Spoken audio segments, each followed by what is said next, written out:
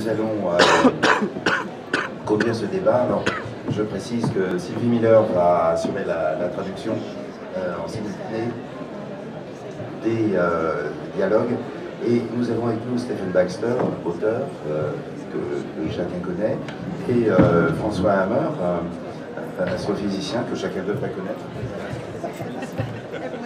Et ce qui nous intéresse aujourd'hui, c'est de trouver les points de rencontre finalement entre des personnages représentatifs de deux univers qui pourraient sembler différents.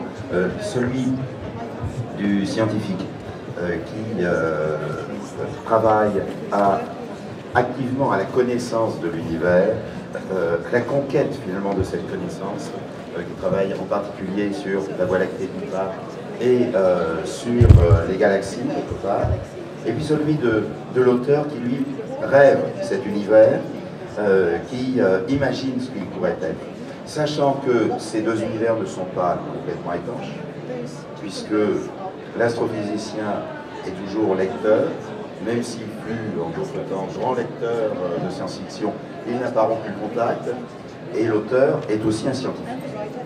Et plus que scientifique, il a voulu être acteur, puisque dans ce pays, il a été candidat à une place sur la station Mir, même si ça s'est pas concrétisé.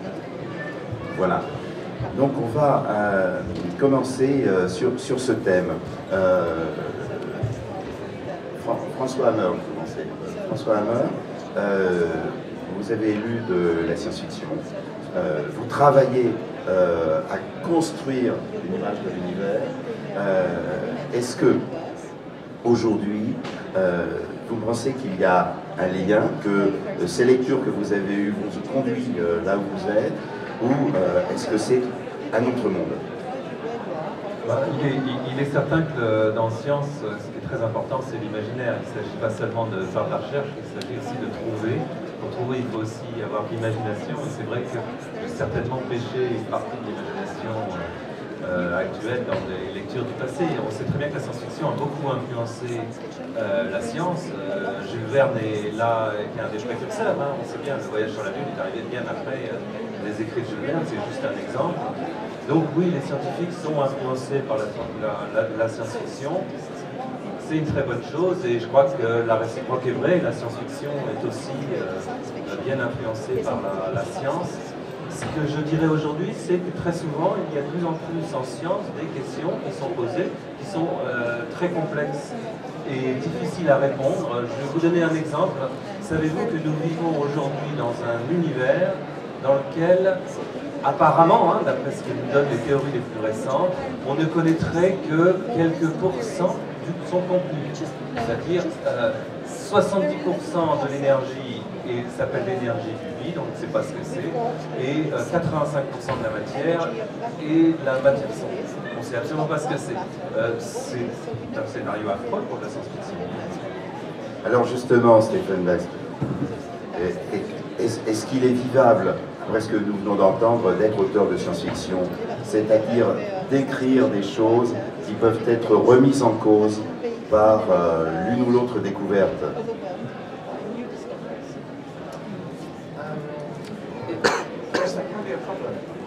Oui, effectivement, ça peut être un problème. In my Zilli novels, which were mostly written in the 1990s. Donc dans mon cycle de romans de Zilli, qui remonte en fait aux années 90. The cosmology was the old cosmology before they dreamed up all this dark energy stuff. Donc finalement, je me suis basée sur toute l'ancienne cosmologie avant qu'il y ait finalement de nouvelles découvertes qui viennent remettre ça en cause. I could say make up your mind. So don't worry, Stephen. I have made myself some paper on the old cosmology, which are wrong too. So. Donc, ne vous inquiétez pas, Stephen. J'ai moi aussi écrit des articles à une époque basés sur l'ancienne cosmologie qui sont plus du tout valides aujourd'hui. I think the serious answer is that as new discoveries are made, as new hypotheses are formulated. Donc finalement, les choses évoluent au fur et à mesure qu'on fait de nouvelles découvertes, de nouvelles prophéties, et c'est perpétuellement en mouvement. There's more material for science fiction. Science fiction is really about how it feels to live in such a universe. Et donc finalement, ça alimente la science-fiction, mais la vraie matière de la science-fiction, c'est finalement de se dire comment est-ce que les individus se sentent dans cet univers-là. So now we have to accept that we don't live in a universe in which a big crunch will happen. It will be a big rip instead, with everything being dispersed. Donc finalement, il faut accepter l'idée que on va en fait, on habite dans un univers où il n'y aura pas le fameux Big Crunch, je sais pas comment c'est le Big Crunch en fait, mais qu'en fait on est plutôt dans un univers de big expansion. Maintenant c'est ça peut changer après. And you might think it's a long way off and makes no difference, but it does philosophically. Oui, en fait, on peut penser que finalement ça crée de grosses différences, mais finalement, on s'adapte et l'écrivain le prend en compte et continue d'écrire. Yeah, because with a big crunch, there were models for how computing could continue forever. So in theory, mind could continue forever. Oui, donc dans l'univers du Big Crunch, finalement, on avait des ordinateurs et l'esprit qui pouvait tourner ad vitam aeternam. Yeah. But now with the Big Rip, as I understand it, those models are all gone away, so there will be an end to computing, an end to mind in the future. Voilà, et avec le Big Rip, en fait, c'est l'inverse. On sait qu'il peut y avoir une fin et que il faut envisager dans l'écriture cette fin qui peut arriver. Which does mean that one day all my books will be out of print. C'est pourquoi finalement tous mes livres devraient être épuisés. Alors nous avons évoqué tout à l'heure, et on va y revenir, je ne dirais pas un fait nouveau, parce que pour qu'il y ait fait, il faut qu'il soit complètement sûr, qu'il soit vérifié. Ce n'est pas encore le cas, et je parle des neutrinos qui auraient été détectés à une vitesse supérieure à celle de la lumière. Mais ce qui me semble intéressant, c'est que le doute lié à cette idée existe maintenant. Et je voulais savoir en quoi ce doute change les choses, à la fois pour le scientifique et pour l'écrivain de science-fiction, pour les scientifiques. En fait, ce dont vous parlez, c'est cette mesure qui a été faite effectivement par une équipe franco-italienne, donc la mesure de la vitesse des neutrinos. Les neutrinos sont des particules extrêmement peu massives, pour lesquelles on a pu effectivement mesurer leur trajectoire sur une distance de l'ordre de 40 km. Et c'est quelque chose, on a des instruments assez précis pour pouvoir mesurer effectivement leur vitesse. Apparemment, la vitesse dépasserait celle de la lumière. Alors, il faut faire attention aussi, c'est une mesure, donc toutes les mesures doivent être vérifiées. Celle-là a été beaucoup vérifiée, certes. Pour l'instant, il y a encore des doutes sur la validité de la mesure. C'est-à-dire que je ne serais absolument pas surpris s'il y avait une remise en cause de cette mesure. En particulier, c'est lié, une des questionnements, c'est qu'ils ont utilisé des satellites géocroiseurs pour relier les horloges. Ça, c'est pas quelque chose qui est complètement trivial.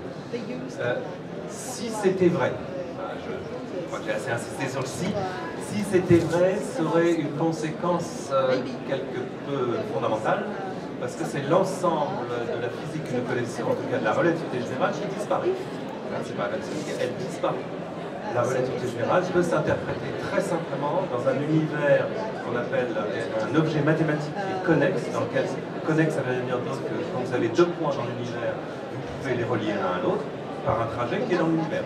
C'est donc un objet mathématique simple. Et à partir du moment où vous faites cette hypothèse que vous ne pouvez aller plus vite que la lumière, vous fabriquez l'univers que nous connaissons, éventuellement en expansion. Donc une telle mesure, si vérifiée, ferait écrouler, je dirais, l'ensemble de la physique depuis le début du XXe siècle. Petite conséquence. Petite conséquence, oui. Mais en même temps, ça ouvre un formidable espace de liberté. Alors justement, Stéphane. Yes, it does. But I think, yes, an immediate reaction will be, oh, great, warp drive is possible, like in Star Trek. Donc voilà, la première réaction de l'écrivain de science-fiction, c'est de dire « Oh, chic alors, finalement, maintenant, le warp drive, le voyage à la vitesse subluminique est possible. » But I think I do like to try to write what's known as hard SF, so to stick it to physics as we know it. Donc moi j'aime beaucoup écrire ce qu'on appelle de la hard SF et donc de vraiment m'appuyer sur la physique telle qu'elle existe. But that's something you can't go beyond and speculate and extrapolate and push beyond the boundaries in some ways. But et en même temps, j'aime, en m'appuyant sur cette physique, essayer d'aller au-delà et d'extrapoler. C'est mon travail d'écrivain de SF. yeah. So I think I feel a bit concerned about general relativity crashing to the ground completely. Oui, et en même temps, je suis un petit peu inquiet si on me dit que la théorie générale de la relativité s'effondre, ça m'inquiète un petit peu. Yeah, in terms of fiction anyway, I prefer, space warp models like Alcubierre, where you surf a wave of space-time to go faster than light. Oui, donc en fait, je préfère moi les modèles de l'écrivain où je vais surfer sur effectivement la vitesse de la lumière pour gagner du temps, mais voilà, je veux que ça reste un travail d'écrivain. On the other hand, as a sort of fan of science, I do like it when we discover some fact that proves that everything we thought was true is wrong. Et en même temps, le scientifique qui est en moi aime qu'une nouvelle découverte arrive et ouvre de nouveaux horizons et remette en cause ce qu'on connaît déjà, parce que du coup ça ouvre un espace de recherche nouveau et c'est aussi un challenge très intéressant. Yeah, another good example is the exoplanets, the planets of other stars. Alors un des exemples par exemple qu'on a actuellement, c'est toutes les exoplanètes qu'on est en train de découvrir autour des étoiles. And the first they discovered was a huge Jupiter-sized planet orbiting impossibly close to the Sun, where nobody thought it would be according to everything we knew about planetary information. Oui, et donc par exemple la première exoplanète, c'est une espèce de grosse planète de la taille de Jupiter qui tournait autour d'un soleil, là où on n'aurait jamais pensé qu'elle serait, et on l'a découverte.